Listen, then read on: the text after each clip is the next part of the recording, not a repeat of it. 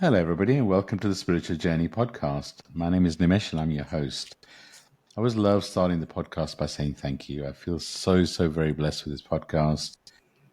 My objective was to simplify spirituality and guide people on their journey. And just with the message I get every week, I feel so very blessed. So thank you. For anyone that's supported, anyone that's listened, all the guests, I feel so very blessed. Quick intro for me. I'm an Akashic record reader, Akashic trainer, podcast host, podcast creator, as well as a spiritual coach and mentor. And I love guiding people to be their authentic selves. I really do feel like we're being pushed to complete our cycles, to shine our light, to connect with our gifts, connect with our guides. So we're receiving more messages now than ever before. And I love guiding people to be authentic, to be themselves, to go through rebirths, dark night of soul, and really kind of shine their beautiful light. So I love what I get to do. But also part of this journey, I also get to interview some amazing guests. And I'm excited to have a unique experience for me, actually. I'm interviewing twins for the first time, two beautiful souls that are on the spiritual journey that I'm sure it's going to be a really interesting, exciting conversation. And I'd love for them to introduce themselves. So actually, Nudrat, I'm going to go to you first. Could you introduce yourself? Just share a little bit about yourself. Sure. Thank you. And we're honored to be the first set of twins on the podcast. So I'm Nudrat Bisciello, and I live in New York City, born and raised in New York, and live in Manhattan, like really in the middle of the craziness, and wouldn't want to have it any other way. I am a mother. Most importantly, I have a 7-year-old son, and I am a psychiatric nurse practitioner with a focus on holistic mental health. I also am certified in Ayurveda, meditation and mindfulness. I'm an intuitive energy healer, and I recently completed mentorship with Nimesh on how to read the Akashic records. Hi, I'm Saidah, Saidah Khan. I also live in New York City, born and raised as well, of course. Obviously, we're twins. And so my profession has been for the last 11 or so years actually in the recruiting space. But what I'm really passionate about and what I'm hoping to soon transition to full-time is my energy healing background. So I've been certified in Reiki, the first initially 2015, and then I completed the certification last year. So I'm Reiki certified and also certified as a meditation and mindfulness teacher. And currently actually pursuing training in somatic healing for plant medicine integration.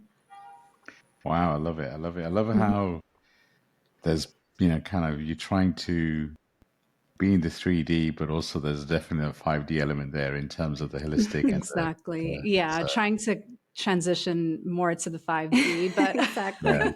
but all in That's divine timing. Yeah. 100%.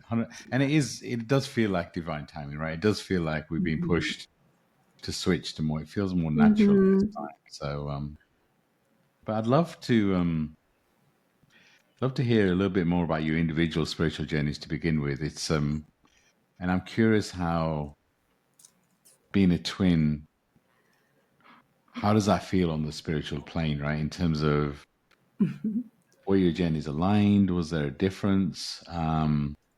It's just interesting because a lot of people talk about twin flames, and for me, that's a different energy. I'm one of 9, so I've got 4 brothers, 4 sisters, so I get the sibling energy. Wow. But honestly, on the spiritual side, they don't really get me, right? They don't get that side of me. They get, we grew up as Hindus, so the reincarnation, the karma, there's certain elements. Right. But the spiritual side, they know I have this podcast, and they hear some of my stuff when I go live and stuff. But so I'm just curious, can you guys share a little bit about your spiritual journey and kind of how much did the twin side impact your growth and your connection to spirituality? Sure. So I guess I can start. You can chime in too. So I'll answer the twin part first. So I think that we always sort of felt like kind of the outsiders in our family because Definitely. we Very big family. yeah, big family, and we grew up in a religious household. Our parents are immigrants from Pakistan, and they're Muslim, and they were pretty religious growing up. And I think we both kind of felt early on that we didn't resonate with that. I mean, I remember being as young as, I don't know, probably like 10 or something, and thinking like, this is all an experiment. Like, I remember that was a thought that always was in my head. And I don't think most 10-year-olds think that way, but, but I did. And I used to say it to Saidah. We used to always talk about like, what is this? Where are we? Yeah. Like, is this real? Like, I remember having those thoughts. Right. So it was, and we had a younger brother, right? So, who was like your experience, completely not on this path.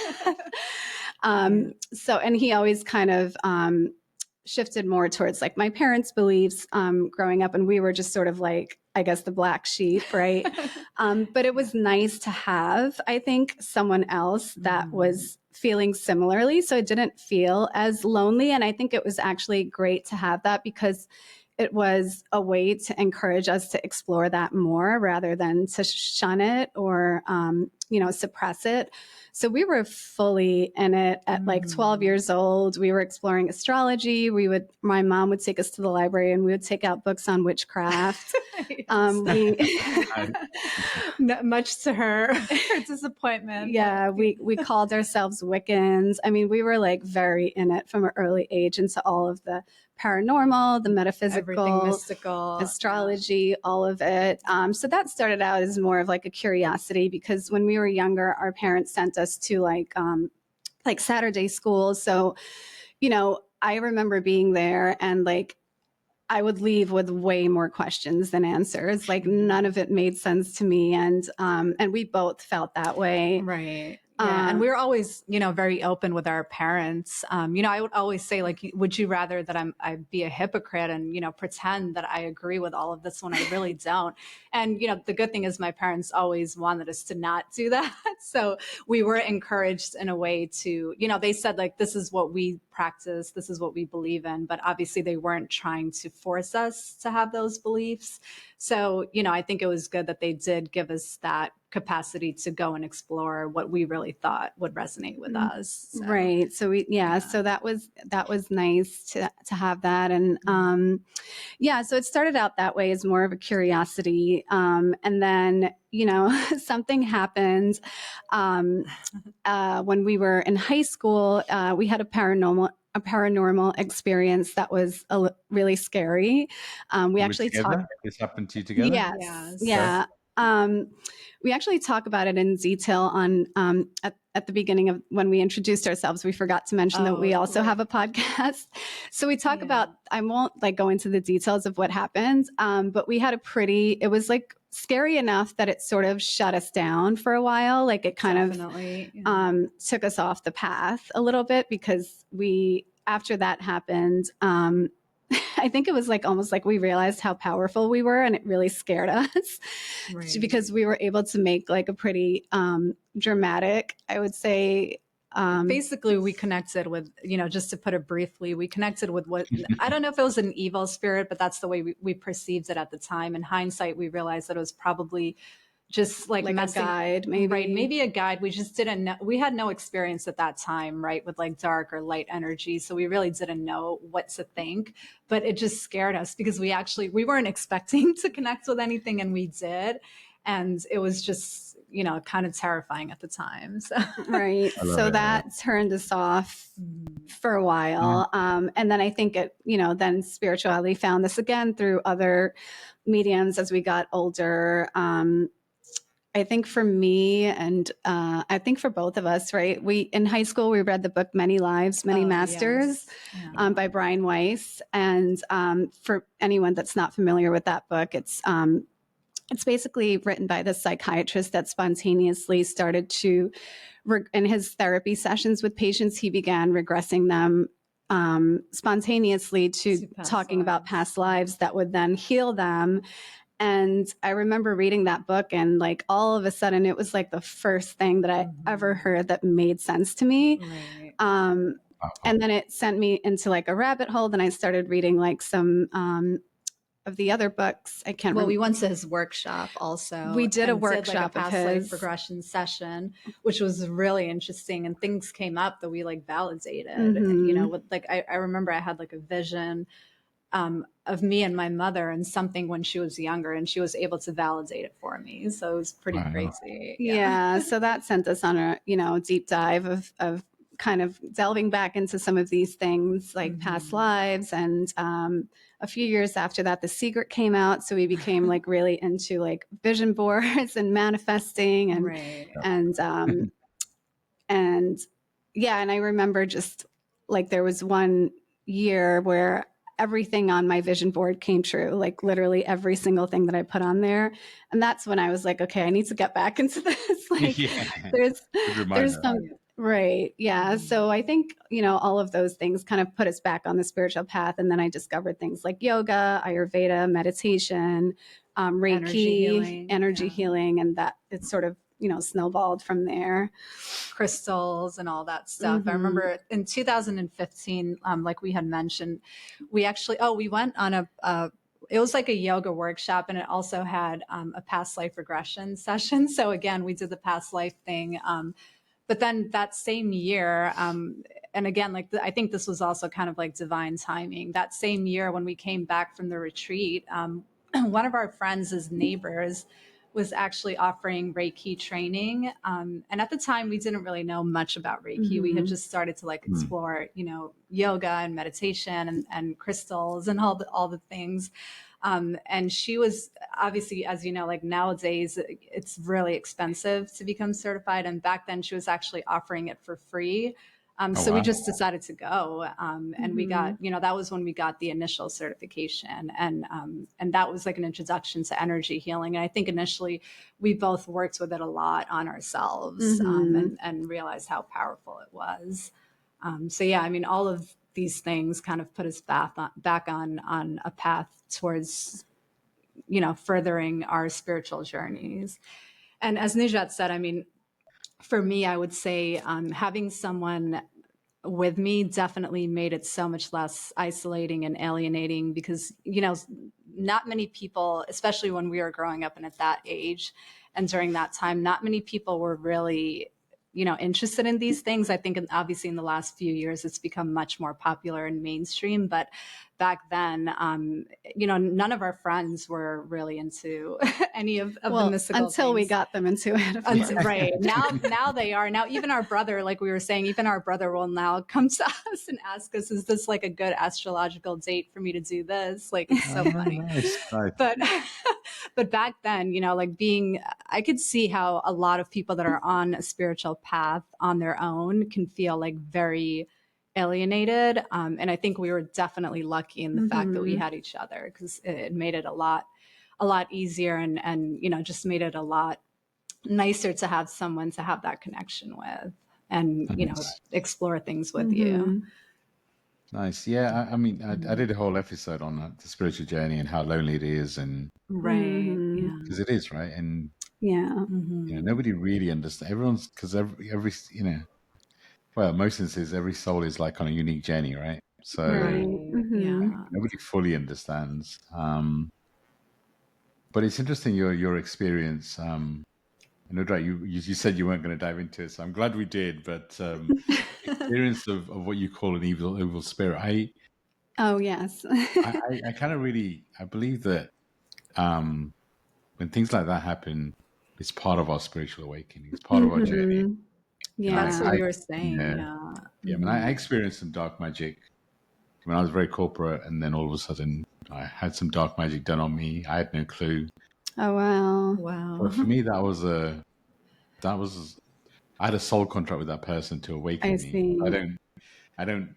That person's not in my world anymore, but I'm very grateful as a soul contract, right? So yes. I'm curious of have you gone back to that energy that you felt? Is there any So it's so funny because for years, quite the opposite, actually. We were just talking about this too. Yeah. So for years we couldn't even talk about it. Like we actually just told the story for the first time publicly on our latest podcast episode last week. Nice. Which was And like scary Halloween stories. Yeah, but up until then, like most of our closest friends, even maybe your husband, my husband didn't know. A lot of people never heard the story because we were so scared to even talk about it for a really long time. And I have to say, like even sharing it like last week, I got chills. Yeah, I had nightmares that night. Yeah. So, you know, it was like pretty scary, but I do think that looking back on it now, we have a little bit of a different perspective because we realize that it's possible that maybe it wasn't evil. It's just that it was our first exposure to making a connection. Right. Yeah, it was our first exposure to making a connection to the other side. And I think that because we had such low expectations that we would even be able to do that. Right. Anything that came through would have felt scary and foreign and probably like shut us down a little bit. So yeah, I guess, I mean, obviously since then I've felt other connections and things like that. And I think that now we're much more experienced. Right. Now. We're more experienced and can discern more like what is, you know, I guess a benevolent energy and what isn't, but it's hard to go back to that memory and think of it as anything other than scary just because of how pronounced that feeling was. And I think it's also important to mention, and we talk about this on our podcast, obviously now we have a better understanding of how to protect your energy and, you know, discerning between good and evil and making that distinction when you're trying to make a connection. Back then, we basically just opened it up to inviting and essentially anything or anyone that wanted to connect with us. And I think that's obviously the biggest mistake that we made. So in hindsight, we realized that, you know, probably it wasn't necessarily something evil, but definitely something that wanted to teach us a lesson maybe. And maybe, like you said, it was part of our journey, you know, to teach us like, this is not the type of energy that we want to work with, because now we are more, you know, we're very much into working with angels, for example, and light energy. And yeah, I think it was obviously meant to be a part of our path in hindsight. Now that I, you know, think back on the situation, knowing what I know now, and obviously didn't have any experience with back then. Yeah. So. I mean, basically to put it in context, we were a bunch of girls in high school. We saw the movie The Craft. Exactly. And we decided that we wanted to like hold a seance and work with the Ouija board and you know, with absolutely zero protection of any kind. Yeah. I mean, it's I mean, who decides what's good and bad and, you know, evil and not evil? And it's just, I mean, as humans, unless we can see things and understand things, it can be scary, right? It's just that it's the unknown that just the unknown, exactly. Yeah. That's the scary part, right? And it's that, and there are some, you know, there are some negative energies out there. Of course, there are, right? And you know, we both, you know, I certainly experienced some dark magic, but I also believe that we're never given anything we can't handle. That's true. And it's part of a. So I'm curious, from your perspective, if you didn't go through that experience, and obviously you don't know, but how do you think that shifted you spiritually? Do you think it opened you up? No, the opposite. For a while, temporarily at least. For a while, it shut us down. It shut us down because, you know, I guess, and when you're like, I don't know, we were like 16, maybe 15 Very or 16. When you're like, you know, 15 years old and you make like a connection like that, I think that it's hard to see like that there could be a potential positive connection too. It just felt so scary at the time that we shut ourselves down totally, like from exploring anything beyond that. Like, I think we were, I guess also to an extent, right? You're like, we grew up and obviously everyone around us that was like religious or not into these things, like had a certain viewpoint of what we were doing. Right. So I think when that happened, it was almost like, okay, so this is a confirmation that we screwed up. Like we shouldn't be exploring this. Maybe this is not something that we want to be doing. And then it kind of shut us down. And then obviously later on, when we rediscovered a different way to approach spirituality that didn't involve, you know, a Ouija board and holding seances and things like that, then we had a different experience. Yeah, I mean, I got a feeling that this version of you is more open now because of what you went through as a 16-year-old. Yeah. I mean, as Nujat mentioned initially, I think it did also help us to realize how powerful we were. But initially, that obviously was also very scary to, a scary realization. Like, especially a 16-year-old. Right. And it's funny because we got what we wanted, we connected with something, but it was almost like too much to handle. Right. So I think, it definitely shut us off for like many years. It was probably around I don't know, 5 or 6 years at least until we even started to explore spirituality again. So. And I wonder, do you feel like your guides and the energies around you, do you feel a connection between both your set of guides? Do you feel like they're different? I'm just curious, what's your experience in that area? Yeah, so it's funny because there's definitely some are there's some overlap, and then some are different for sure. But it's just, I don't know if it's necessarily just our connection is so strong, but for example, like if a guide shows up in my life, like, I don't know if we should talk about Ganesh. Yes. Yeah, actually, so, I think he's also so this is like a perfect example, right? So I had this dream about I think it was 2 months ago at this point, of an elephant in my dream, and it was like an elephant, and then my Kundalini teacher that I work, really closely with and whose meditations I follow. Erica, if she ever listens to this podcast, she'll know. So she was in the dream and this elephant was in my dream. And then ever since I had this, and I had this knowing in the dream that I needed to work with this elephant and she was going to help me somehow. So then when I woke up, I told Nujat about it and our friends about it. And the only thing that I could think of was okay, something with Kundalini and elephants. I didn't know anything about, any deities or anything like that at the time. And then all of a sudden, even before that though. So when she told me, I said, oh my gosh, I wonder if it's Ganesha, because just the other day I was walking down the street and I happened to see his statue. And then ever since then I've been seeing it, but I hadn't told her that. Yeah.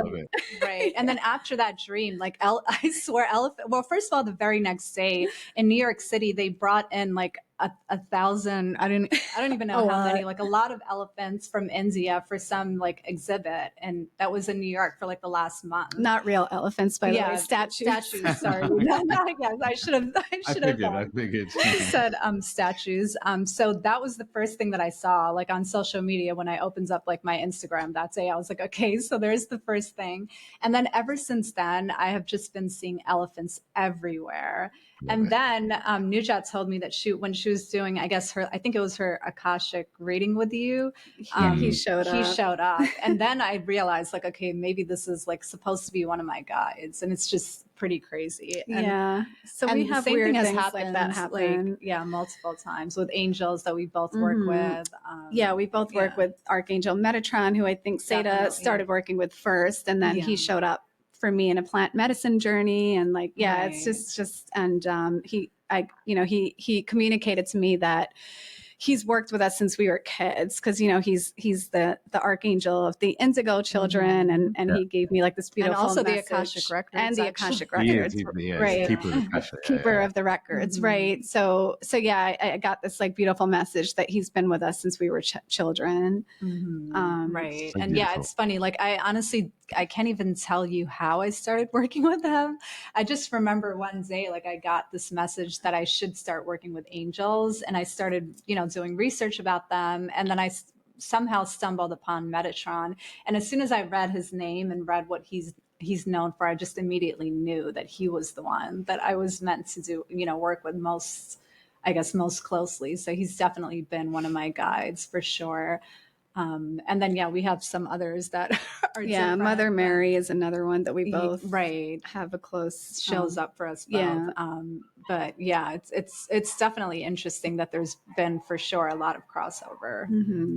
Nice. Yeah. So you talked about the good part of being a twin. Is there anything that's frustrating? Any times that you kind of, I guess, almost wanted to be on a unique journey, maybe separate?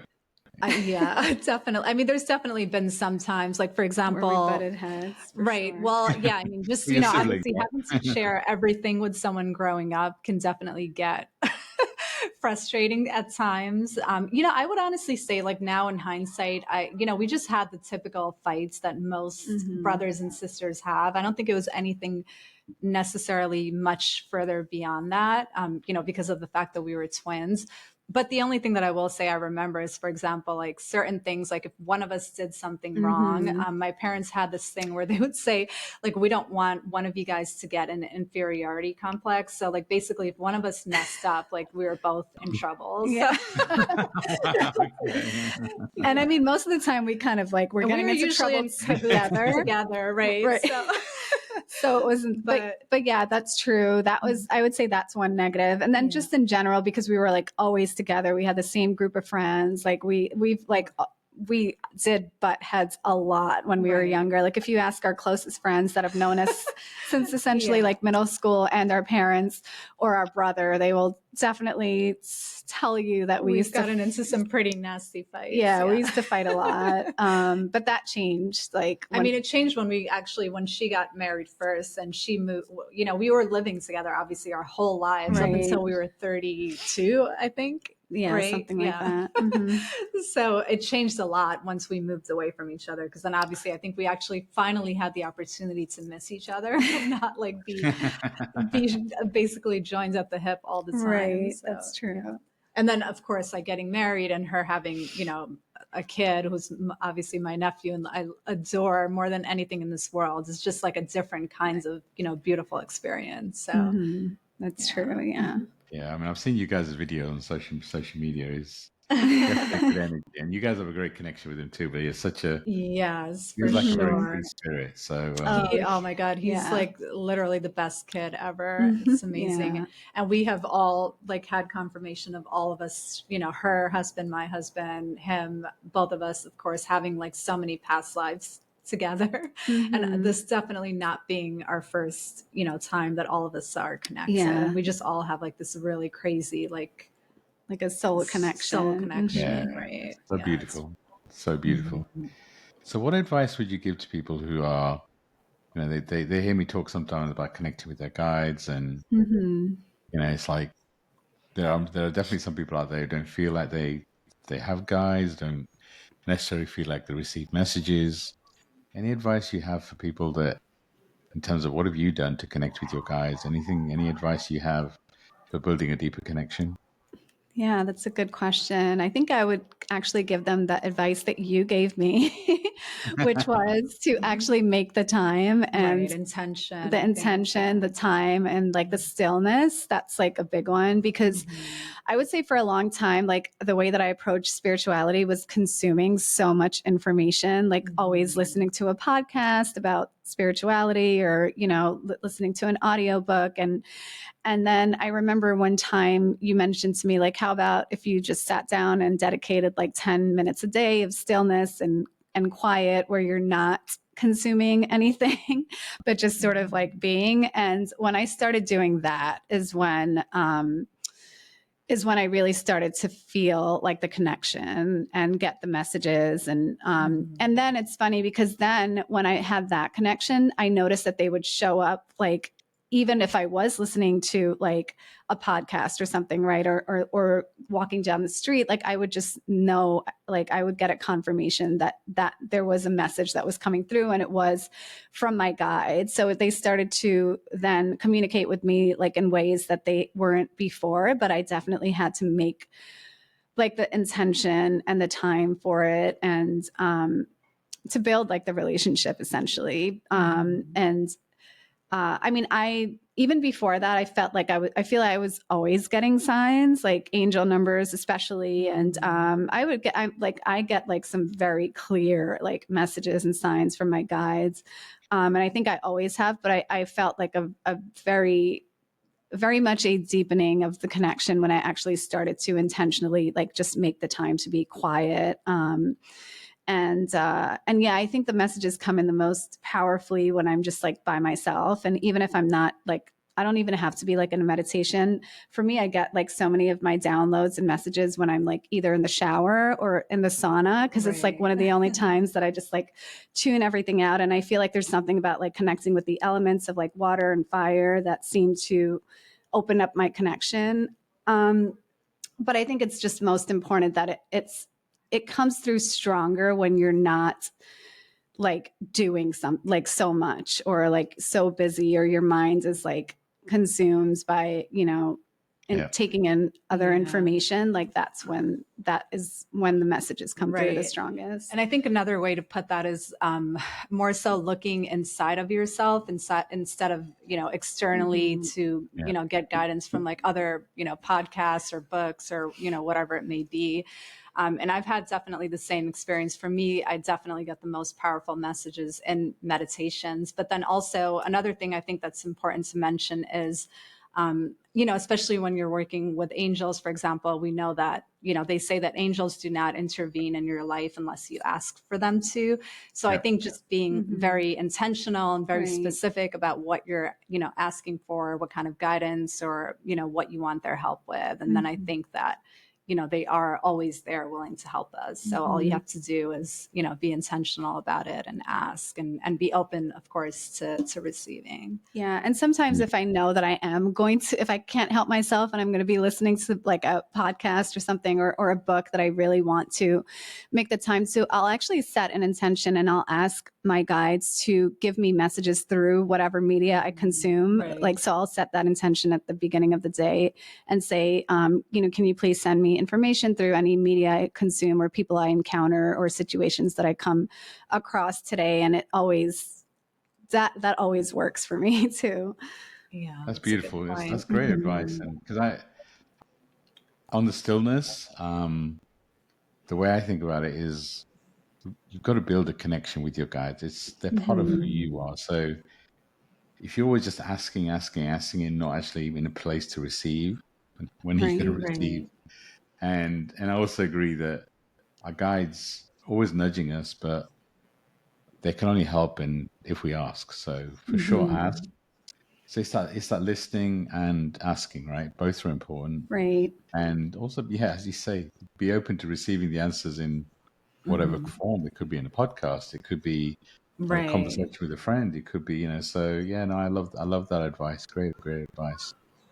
I'm curious on your journeys. Do you feel like spiritually, in terms of how you show up and how you speak your truth, do you feel your paths are aligned, or do you kind of feel that there is going to be some sort of separation and you'll end up doing different things? I'm just, in your heart, what do you feel? I mean, I think we just keep on constantly getting more and more confirmation that we're meant to do something together, especially recently, because, as we were mentioning, our spiritual paths have been very much connected, I would say, since the very beginning. But career-wise, we've both gone in very different directions. And now we're kind of at the point where we're realizing how much more powerful we are together and, how much more impact we can make on, not just our own lives, but hopefully others as well together. And that's kind of the path that we both want to pursue. I think it's definitely becoming more and more clear through many messages that we've gotten, plant medicine journeys, meditations, downloads, that we definitely are meant to do something together. And I'm curious, do you clearly sense past lives together? Do you feel like you've always been siblings? That's a really good question, actually. I didn't think about that. Yeah, that is a good question. I feel like, I don't know if because I'm 5 minutes older, but I don't know why. I'm older. I'm wiser. But I feel like those 5 minutes. This conversation has been had a few times. I feel like this. Yeah, right. But I do feel like maybe sometimes I've taken on a little bit of like a definitely not more a parental, of a leader, but more of like a leadership role in our relationship a little bit. I guess that's the best way to. So I wouldn't be surprised if I was maybe her mother or like an maybe aunt. I was your mom and now it's time for you. Oh, maybe that's true. Yeah. Yeah, right. That's true. I've definitely seen that. And actually I've gotten that message in my first plant medicine journey that I ever did. I actually got that clear message that Nudrat has led the way for us as a collective in like many ways. And it was kind of like, asking the question of me, like, where do I think that I can now do that for her?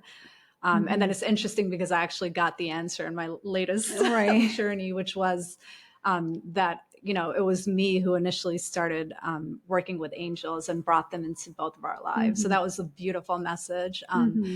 But yeah, that's a really good question. I mean, I would definitely think that there's probably been multiple roles that we've had in you know, past lives together. Yeah, I felt that, which is why I felt. Yeah.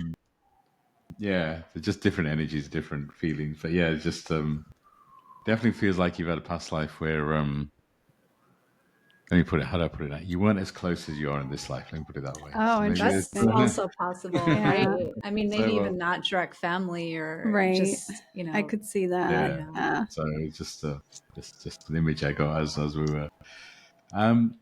So your vibration together and separately, do you feel there's a difference? Or do you feel your vibration when you're together is more powerful? Do you feel there's a difference? Do you feel more connected when you're together, or how does your energy shift when you're together and separate? Yeah. I would say, I mean, for me personally, I would say definitely stronger together. We basically see each other like every day. So especially lately, as we're like, I'm going through this career transition, like we're basically together every day. And I always feel like we have we have these dates that we call like manifestation meetings, where we get matcha and we like talk about all the things that we want to manifest and try to plan for them. Yeah. And I feel like anytime we get together with that intention, something like magical always happens. It's like uncanny how that happens all the time.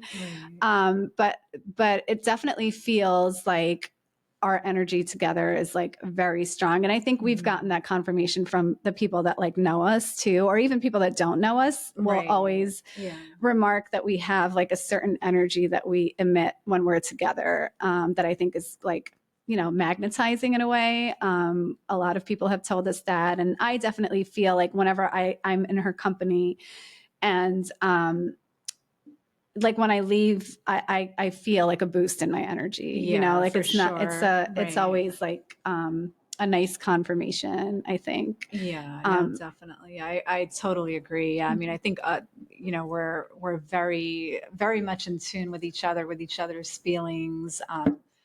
She's obviously the person in my life that I'm definitely the most relaxed with in every way. But yeah, I mean, it's just crazy. Like she was saying, we realize that when we both put our energy behind something, it just is that much more powerful. So that's definitely been really nice to, you know, continue to see that and hopefully do something with it, like we were saying. Yeah, I mean, I can definitely feel that, which is why I asked that question, that you're, you know, there's definitely an aligned energy. When one of you is going through a painful experience, is that something you both feel? Oh yeah, I mean, for sure. We've had that happen so often, you know, even physically and emotionally. Definitely. I mean, especially recently, like she was going through some things, and I didn't even realize it until afterwards in hindsight. And the ways that it really affected me, you know, even mentally, like I thought about it afterwards, and I thought about the time that things were happening, and I was feeling a certain way. And then I realized why. You know, I was like, nothing was going on for me, but something was going on for her. And obviously it had like a very, you know, also had a negative effect on me. Yeah. So. And I'll also say that the opposite is true too. So we've also found that when one of us heals something, oh yes, for sure, the other one also gets the benefits, which is nice. So at least it goes both ways.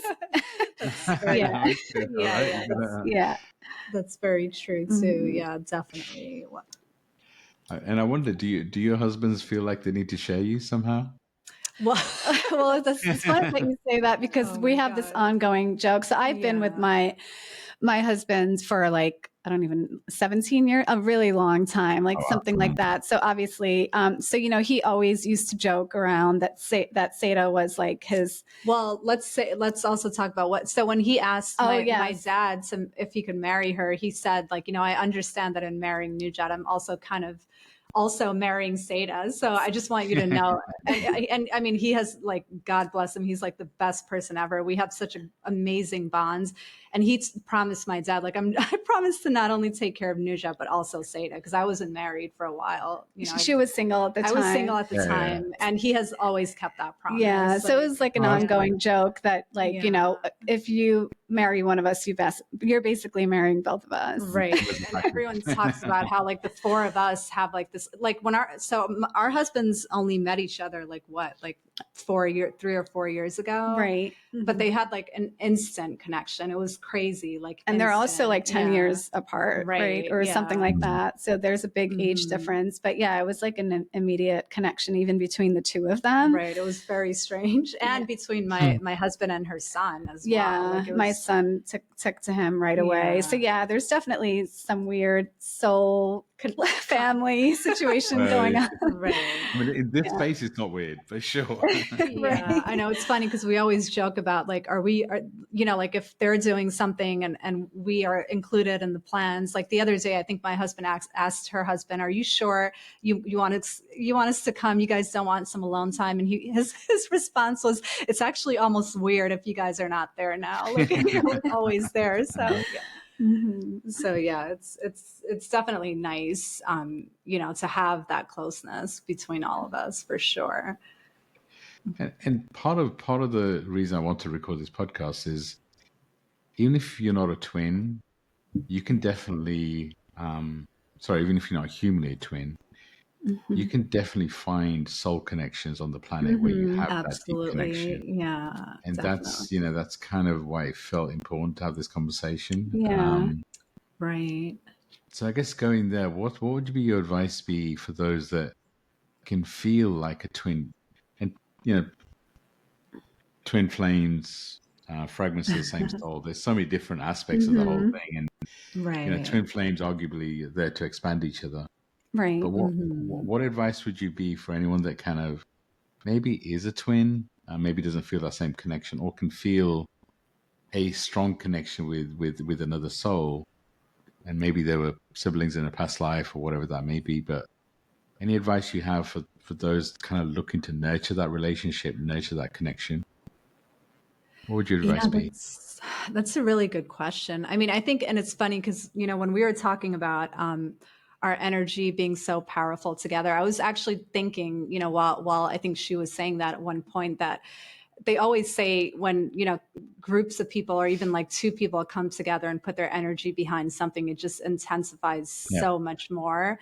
So I think, you know, if you feel like you have that connection with someone, then you should do everything that you possibly can to nurture it, because your energy must be so incredibly powerful together. And obviously there is a reason that, you know, you feel this connection with that person. So, you know, it's so important to explore that and see where it can go. Yeah, and that reminds me of a video I actually was watching today where someone was saying that when you're in a divine union, it's not about pleasure, it's more about purpose.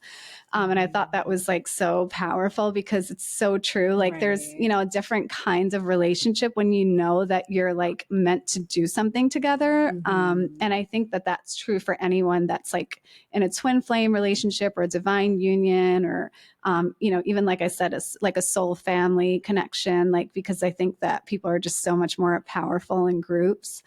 So I think those type of relationships, they can obviously, like twin flame relationships also have negative aspects. They have a reputation for also being like very tumultuous and things like that. But I do think that, you know, sometimes it could also just be, I guess there's a distinction because I think sometimes it could also be like clearing up past life karma together too. So maybe it might not, if it's something like that, it might be someone that is not necessarily meant to be in your life for forever. It could just be like trying to resolve some karma together. At least that's what I believe. But I think most of the time when you're in one of those like divine union type of relationships, there's a deeper purpose to it. And it's usually because you made an agreement to do something together. And that needs to be fulfilled, essentially. Right. And that's what we were saying, that we're starting to realize about us, and have been feeling that way recently, that it's not just our connection, but something deeper behind it, and a purpose that we are meant to fulfill together. So That's so beautiful. I love the divine union way of putting it. It's that, right. and it's not it is about expansion, right? It's like if you have that divine union, you are here to maybe create something together but for me, it's more about the expanding part, right? You're stronger together, but also I'm sure there's expansion there along the way. Do you feel that you guys can push each other in ways that other people can't, and maybe kind of push buttons and expand each other in your own I would unique say, way? yeah, definitely. I think because we know each other much more intimately. I mean, I will also say we're very, very lucky when it comes to like friends and family. Like we have, many, many close friends that we've been friends with for decades that know us pretty well as well. We have another friend that's very close to us who we sometimes refer to as the third sister. We've all been friends. We've all been friends since we were 12 years old, best friends. So I think obviously the two of us, though, know each other much more intimately than anyone else. And of course, anyone that's that close to you always has, knows exactly how to push your buttons and is able to do that. So, yeah, for sure. I'm sure. And I think when we were younger, we did that more than we do now. Right. Definitely. Yeah. I'm sure. And again, why this reason this episode feels important is I feel like energetically we've just gone through a period where it was all about self, right? It was all about kind of closing our karmic cycles, and it has probably been a lonely period for a lot of people. But I feel like we're entering a period where finding communities, finding divine unions, kind of finding those souls that you can align with. I was going to fully understand your story, right? Because everyone's on a different path. But it does feel energetically like it's that sort of time where you've got to find your communities. If I asked you about what you felt in the current energy, would you agree that, it feels that time of things are shifting? Yes. Well, what are you feeling? We've talked about this a lot. Yeah. The age of Aquarius, and yeah, definitely.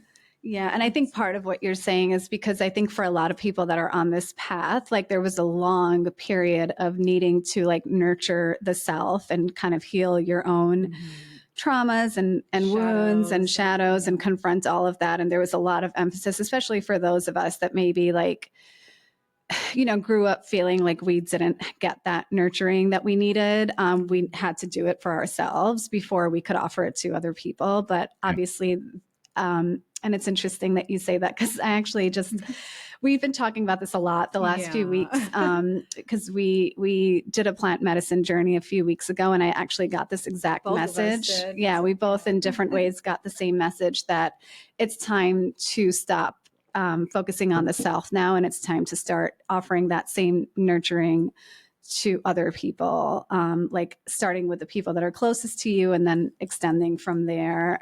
So I definitely think that, there's a point where you do need to focus on the self and self-care. And I don't think that should ever stop, of course, because especially if you're in the healing field, you have to continue to do that for yourself so that you can, not pour from an empty cup, so to speak. But I think that now is the time where like people really need like community, and they need other people essentially to guide them. And yeah, I believe that that's where we are now. I definitely feel like in the last week or the last couple of weeks there's been a shift of some sort, and I still can't quite place my finger on exactly where it's going to go from here, especially with all the crazy things that have happened in the last like 48 hours in the US.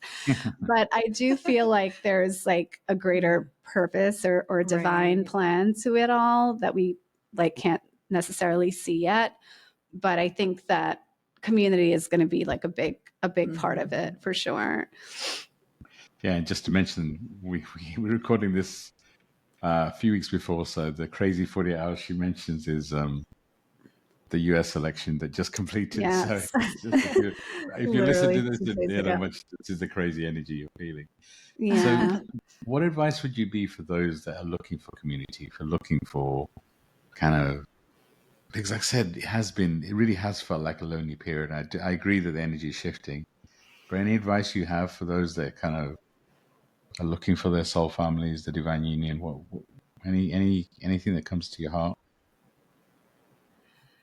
I mean, honestly, in my experience personally, I feel like whoever is meant to find you usually Thank does. you. That's just the way that it's always been for us. And I think that a lot of people are also, as we were saying before, a lot of people are also shifting their perspective. You know, for example, like we were saying, you know, close friends of ours, even our brother, like people that were never, you know, into the mystical or spirituality or astrology or any of these things are actually starting to, Mhm. for whatever reason. I mean, obviously there is a reason behind it, but more and more people are starting to become interested in these things and seeking, you know, alternative methods, alternative modalities for healing, and, you know, self-care and community. So I honestly feel like people that are meant to find you will, but, you know, obviously, you know, there's things that you can do to try to connect with like-minded people. And it's actually a huge passion of ours. Our long-term goal is to create something that would do exactly that, a physical space that would be focused on healing and wellness and community.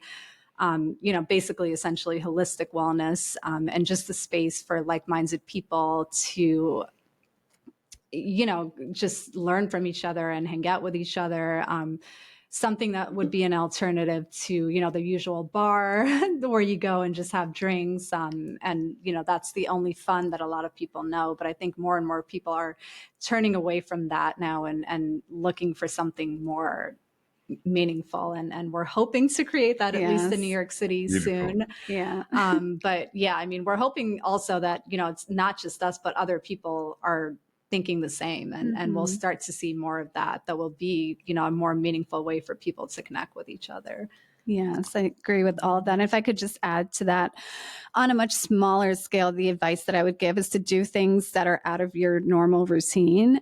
Because I think that when you do the same thing every day and you go to the same places and you see the same people, then nothing in your reality is going to shift. But even making like small changes to your routine and going to places that you wouldn't normally go, I think that that's when magical things start to happen. And, you know, that's when you sort of find, or I think the people that are meant to find you find you because you're doing things that are outside of your sort of day to day. Right. And I think that's a good point, because that is actually kind of what we did too. You know, like we started going to all these different events and places that, you know, we were curious about.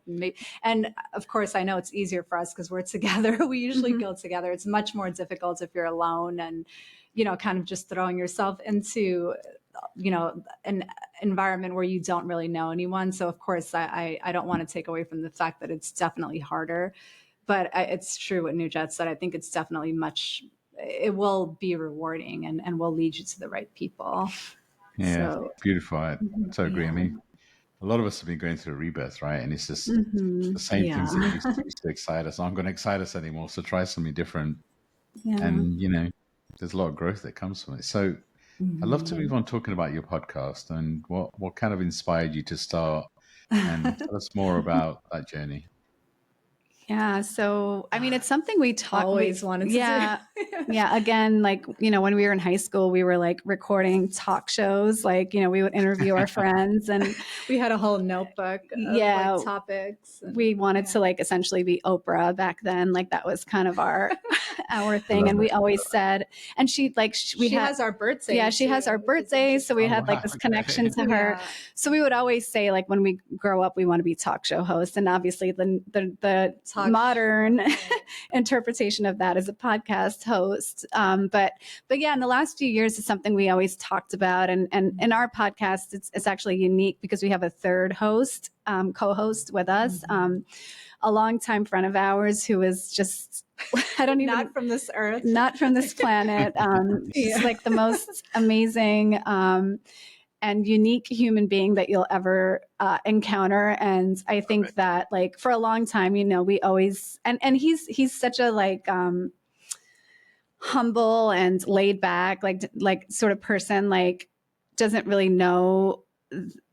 He doesn't really like put himself out there, but if you get to know him on a deeper level, you would just be amazed. It's like the most fascinating person. You would be amazed by him. And we just always said, like, we need to get you in front of people. Like, we need to get you in front and on a microphone.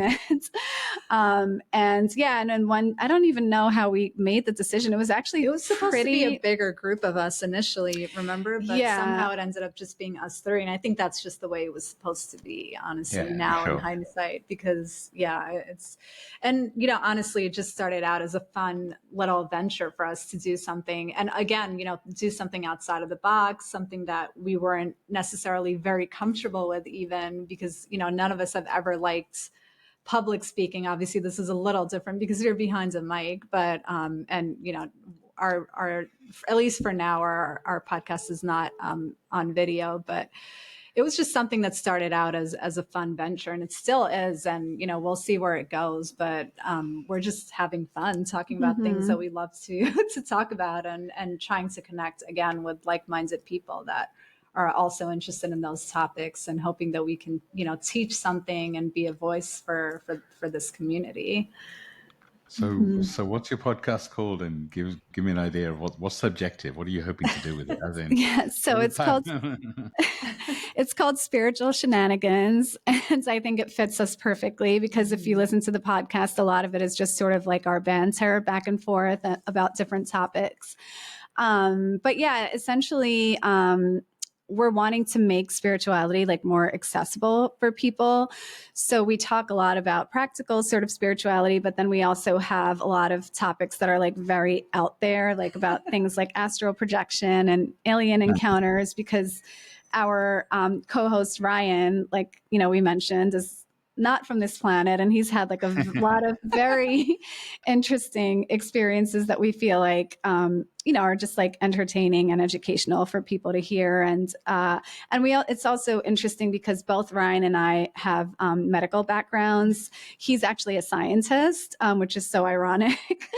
Double PhD. Yeah, and so we think that the I guess contrast of science and spirituality, and then sort of trying to blend that as well, is really interesting. So we approach it from that viewpoint as well. Right. And I think it's interesting too, because Ryan, for example, is someone that, as we said, he's a scientist, and is in actually the pharmaceutical space. And he's someone that never believed in any of these things until he had a spontaneous sort of astral projection thing happened to him. So it's really interesting, and and not someone that you would typically expect to be, in the mystical space. But I think that's what actually makes it interesting. Nice. I love these little events that happen to people to kind of awaken up spiritually. So yes. He has like more crazy stories than anyone that we know. So, yeah. So I'll definitely include the details of the podcast in the show notes. So if anyone's interested, please do take a listen. I've definitely heard a few episodes, and you guys' connection is great. So I'm excited to see where the podcast goes. I would encourage you to be on video. It just gives you a different audience. But we are, I mean, to be frank, we're not very tech savvy, so we're starting to like in the barrier. Really, is right? Not so much that we're camera shy, but we really just don't even know how to do the setup. Even just being able to figure out how to make it on this podcast today was, I started to get together an hour before. We gave ourselves an hour. But no, we'll get there. We'll definitely get there. I love it. And honestly, I wouldn't say I'm tech savvy at all. It's just the easier that you can make it for yourself, the better. So, right. It's good advice for anyone. If you're thinking of starting a podcast, do it, because right. We don't regret. No regrets. It's been so much fun. It's a great platform to practice speaking, right? And to channel messages and to share. And I don't realize how much he's helped me just being comfortable. We always say that too, right? Yeah, because like I said, both of us have always been terrified of public speaking, but I think the podcast has really helped us to find our voices. And it's also really sweet because her son is always, I'm sure you've heard him. Yeah, he does the intro. He does the intro. He participates. Yeah, so it's and it's also been a nice way to keep him exposed to spirituality, because when he was younger, he was very receptive, and he would like meditate with me, and he knew all the chakras when he was like 2 years old. And, you know, but then as he got older, I think that he became a little bit resentful of how much of my time sometimes it would take up. Like he would come out here and I was meditating for like 45 minutes and he would get frustrated.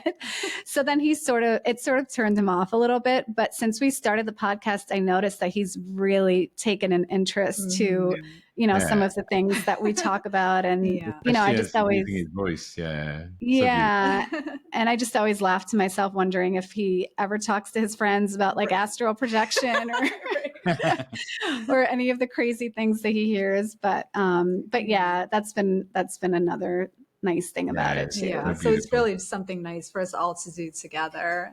Yeah, that's so beautiful. Been great. I mean, I recorded an episode with my 9-year-old. He was 9 years old. He's 10 now, but I love and he talked about his spiritual experiences because it's kids they're just so much more open if we allow them to open vessels. Yeah, it's crazy. But maybe it's an episode you can get him to listen to. Basically, he was here and he just said he feels energies around him. So I connected him to. Amazing! I asked him, you want to connect him to his angels? And he said, yeah. And as I was calling his angels in, there was like a kind of a crackling noise that came from the kitchen. Wow! And he was a bit scared for a little while. It just kind of blew his mind.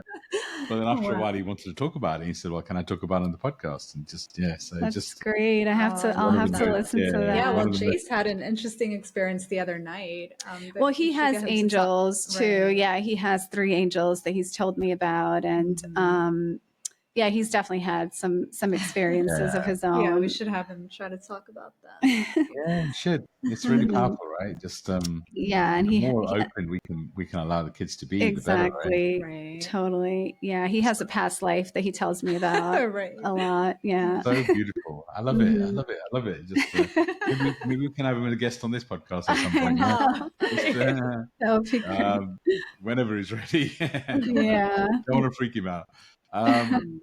So as we close out this episode, any advice you have for our listeners? I always like to encourage guests to share maybe an affirmation or a journal prompt. These sort of conversations are great to listen to. But anything you have in terms of anything that's in your heart you want to share as a final bit of advice or a journal prompt, and also anything you want from our listeners. Yeah, I mean, I would say the first thing that comes to my mind, and, you know, this is again, in light of, like we mentioned, the last week and, you know, weeks leading up to this monumental event that's going on in the US. I think a lot of people, you know, are in a dark place, right? And just feeling very let down or disappointed or lost, and, you know, shut out. And the message that has kept on coming up for me, and I know for you too, because we were just talking about this, so this has literally been in my head, and it's nice to have a platform to be able to share it, has just been to be the light. You know, like there's so much darkness, and you know, there's not many things that we have control over, but the only thing that you do have control over is, you know, what's inside of you and what you project out into the world. And I think the more of us that have that point of view, it will obviously help not only you, but the collective. So that would be my message that I feel called to share right now.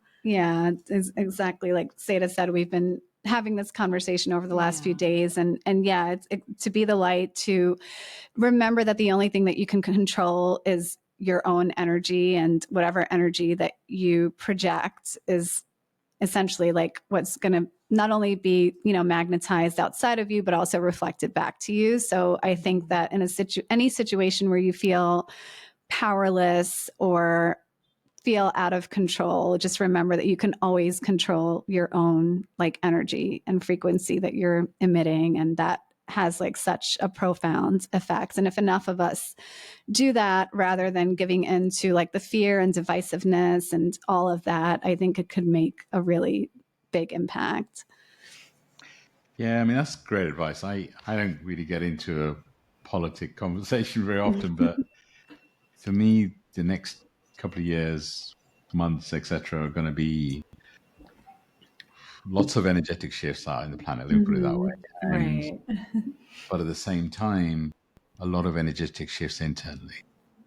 And as you guys are saying, if we could focus on the internal energy and kind of the healing that we need to do and be the light, because I feel like the external noise is going to be easy to allow that to consume you. And if you can't, if you can choose to focus internally, and I make it sound easy, I get that, right? When there's so much noise, you guys, I mean, I live in London, UK, and it's just, I'm probably not feeling the energy as much as you guys, but I've definitely felt it the last couple of days. And, you know, by the time I release this episode, it's probably going to be a month after the election. So I'm curious how the energy is going to shift between now and then. But beautiful advice to be stay present, to realize that everybody externally is playing the roles that they're meant to play. Mm-hmm. So whatever's That's what we happening, were saying whatever, too. yeah, it's just Right. everyone's playing the roles they're meant to play, and the chaos is. I feel like there's much bigger powers in play spiritually, Right. and this is all part of the rebirth.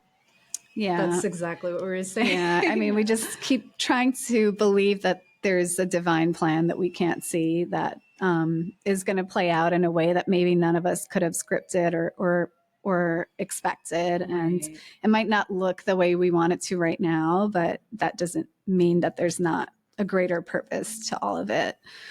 And there's, you know, there's a big shift. Everybody can feel a big shift, right? Mm-hmm. And it's scary. I mean, because, everyone is talking about it. Yeah. It's scary because everyone can feel a big churning. Everybody wants to know what it is. It's like the mind wants to know. But what if we're not meant to know? What if we're meant to just trust? Right. Just, I can talk about this for hours. It's just for me, it's just a reminder that we chose to be here. Mm-hmm. Right. And exactly. we needed it this time. And we're needed, right, at this time. Yeah. So thank you to both of you being on this podcast. You have such beautiful lights individually and together. I'm excited to see what you're going to create. I'll include your details on the show notes. I encourage people to also follow you guys on social media. Just you know, the stuff you post together and about the podcast, listen to your podcast, and watch you guys in the future. I'm sure you're going to do some amazing things. So thank you.